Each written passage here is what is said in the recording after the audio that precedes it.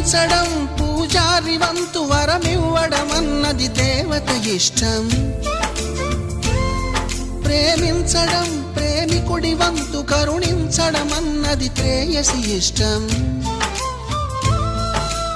ఎందువల్ల నిన్ను ప్రేమించిందో చిన్ని మనసుకే తెలియదుగా, నిన్ను మరవడం జరగదుగా. ఎందువల్ల నువ్వు కాదన్నావో ఎదురు ప్రశ్నలే వేయనుగా, ఎదురు చూపులే ఆపనుగా. ఏనాటికో ఒకనాటికి నీ ప్రేమ సాధిస్తా. నిన్ను చూడాలని ఉన్నా, నిన్ను చూడాలని